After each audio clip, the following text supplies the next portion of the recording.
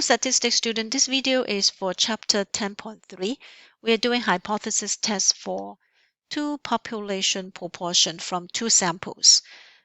So we were talking about the steps, but I didn't manage to finish it. So the steps of comparing two population proportion is you use two samples, you record N1, X1, N2, N2, X2. X2 are the number of success in whatever that you're comparing. And then we were in the steps of doing conclusion of the claim. We say if you have a rare sample just like before, you will say that there is sufficient evidence. And if your claim is the same as X0, you say reject. If your claim is in is in the alternative hypothesis, then you use the wording support. So you can say sufficient evidence to support, sufficient evidence to reject, or not sufficient evidence to support, not sufficient evidence to reject. Or you can also use the flow chart, the conclusion flow chart. I should open up this conclusion flow chart so we can use it when we do the first example. I'm going to do the first example in this part of the video. So formula card, but it's using the same conclusion flow chart because we're doing hypothesis. Okay, so this is the conclusion flow chart. So, sorry. Okay, so get this away first. I should not. Okay, so go back to here. So, and then the difference between this and with the single sample is, so when you're done with the claim conclusion and you're done, right? But if you have two samples, you're actually comparing the two proportion. You're interested how big a difference they are. So if they're different, how much are they? Are they 5% difference? Are they 10% difference? Is the first one higher than the second one by 5% or lower than 2% or etc. So what we do is when you do the hypothesis test and you provide a significant value, they will give you a confidence interval. So we say the confidence interval is included in the hypothesis test output. Or you can specifically just do a confidence interval, because by just doing confidence interval, you can actually do a conclusion right away without running through all those p-value stuff. So, but there is a relationship between C-level, the confidence level that you are making, and alpha. So if your test is a two-tailed test, meaning you are testing difference or not difference, same or not the same, then your C-level is 1 minus alpha. Why? Because when you're testing for there are no differences here, right? So if you're doing a two-tailed test, the alpha is on the 2 side, right? This is alpha over 2 and this is alpha over 2. So C-level is 1 minus alpha. But when you're doing left tail or right tail test, just like here,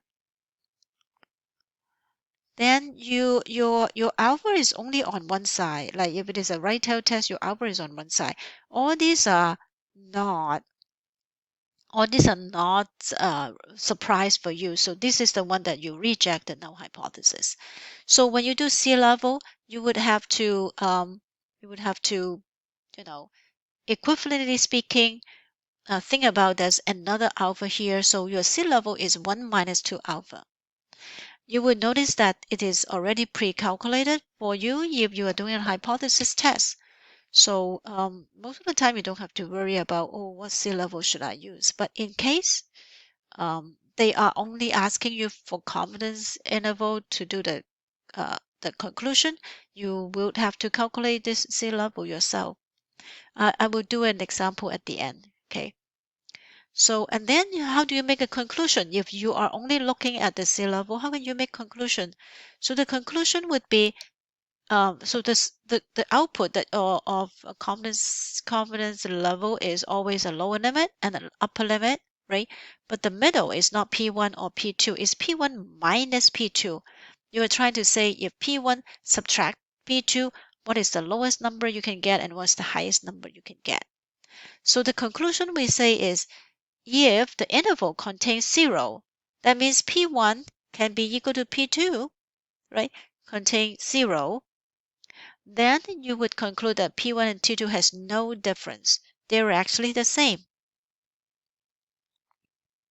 But if the interval is all positive, that means I would have, say, for example, 0.2, uh, 0.4, like that. This is positive, P1 minus P2 actually, right? So that means when I subtract these two numbers, the lowest it can get is 0.2, the highest it can get is 0.4. That means P1 must be higher because when you have a higher number, you subtract a lower number, it's always positive. The third case is if the whole interval is negative, that means you look at your interval, this is negative 0.1 and the highest is negative 0.5. All these are negative, that means P1 must be lower. You have a lower number minus a higher number, you always have negative. So other than remembering that C level is equivalent to 1 minus alpha or 1 minus 2 alpha for left or right tail test, this is the summary. If P1 minus P2 is always positive, then P1 is greater than P2, meaning your interval would be like P1 minus P2. You have both positive number here, positive. And if P1 minus P2 is negative, that means your P1 minus P2 output has negative and negative. That means P1 is lower. But if you have a case where your confidence interval is P1 minus P2, but the lower limit is negative, the upper limit is positive. So you must have include zeros. Then you can imply P1 minus P2 is 0 or P1 is equal to P2. So the confidence interval actually tells you a lot of stuff. The sign of it tells you a lot of stuff. Now, then you might ask, well, if I can do confidence interval conclusion, which one is more accurate? Would it contradict with the significant level conclusion? Occasionally, in borderline case, they do. Because what happened is, in when we do confidence interval, we use a different SD actually. Because we don't know if they are, when we're doing confidence interval, we do not know if they are the same or not. So the SD is different. The SD is, P1 hat, Q2 hat, Q1 hat over N1 instead of the P bar. So they're using their individual P2 hat, Q2 hat, actually the individual um, samples variance for pooling. They're not for adding, for finding the new SD. So they use different standard deviation, but the more accurate one is the hypothesis test. So if there's any discrepancy between them, I don't believe I have this in my example or in the class worksheet, but in case when you're doing your project or when you're doing other problems in my open math, if you see a discrepancy, then the um, result from hypothesis test is more accurate because they're pulling the the variance, so the error is less, and also they're actually not estimating. They are assuming P1 equal to P2, whereas these are actually estimating. And all in all, if you have a low p-value, then there is a significant difference. If you have a high p-value, there are no there are no significant difference. They are actually the same. And equivalently speaking, if you have 0 between the intervals, that means one side is positive, low end is negative, one side is positive, then you would say that there's no significant difference. So without further ado, let's do one example, see if I can do one example here. Do I have enough time to do an example? Let's do it quickly. So here is an example of thinking of comparing the cars with rear license plate only. In some state, you don't have to do both front and back license plate. There's a reason for it. What was it? I forgot. I used to know. But in Connecticut and New York, you do not need to. So even if you don't, you only have the rear license plate. Oh, I think it has to do with the look, because some car lover thinks that having a license plate in the front of the car looks ugly. Make the car looks ugly. So they only have rear license plate. So, but it is not illegal. I don't know for California though. Um, so for Connecticut, so out of 1,810 car, 230 no, 39 only have no out of 2,049 cars. So these are the one with both front and rear license plate, and 239 has only rear. In New York, 9 has only rear, but 541 has both front and rear. So the total sample size for both, you have to say this is X, right? And this is a failure. So this is N minus X, whereas this is N.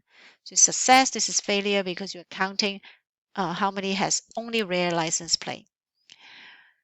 So you are testing something, right? The proportion, you can actually calculate the proportion. So for Connecticut is 11%. For New York is only 1%. That seems to be a big difference, but they're kind of in the low end. Could the difference be because of sample variation? So we want to do a hypothesis test for it. And we want to test with a significant level of 0.05 that proportion of cars with only rear license plate in Connecticut and New York are the same. Because we think that, well, 1%, 10, 11%, they're kind of low. Maybe these are just because of the sample variation. So in order to do two proportion tests, you have to define the population. And usually it is not random. Usually we would look at whoever that is given, the data is given first, that is population 1. The second data is population 2. So in this case, Connecticut is the first data. So we say population 1, and we say N1 is the total 2049 and X1 is 239. Here, the one that we're counting is the rear license plate. For population 2 is New York, so is N2 is 550, and X2 is 9. So write this down.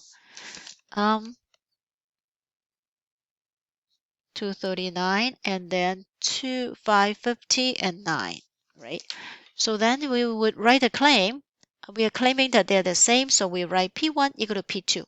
Proportion in the first one equal to proportion in the second one.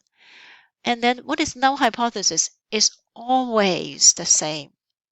So it could be that, yeah, because this is the way we evaluate the difference in the samples. So we always look at, oh, the difference is only that many percent. How does it compare to 0? Right? So we are only always asking for that there's no difference. Then in our null hypothesis, we have to say not equal because the claim is in H0. So you can actually do a opposite, which is not equal. And then you, just like before, you do the significant level, and then you make sure that it is a two-tailed test, and we use Z distribution, and then you have to calculate. So I'm going to show you how to do the calculation. The calculation is with statistics, and you do analysis. We're doing hypothesis test to proportion to samples. So our first is to tell what the alternative hypothesis is not, right? Not equal to 2p2 is 0.05 significant. And then we write down what was it, 2049. And then this is 239. And then for New York is 550. And then the success is 9. So this is N1, X1, N2, X2 significant, and also make sure that the alternative is set properly. And then you will evaluate, wow, what is the test statistic? This test statistic is 7.1. And then that means it's compared to 0. This is 7 tick mark away. So of course the p-value will be 0. Okay, so go back to here. So you'll see that Z is 7.11, it's 0. It is a rare sample, of course. Almost impossible to get such a high one. So we reject X0. And then we'll talk about how to do the conclusion.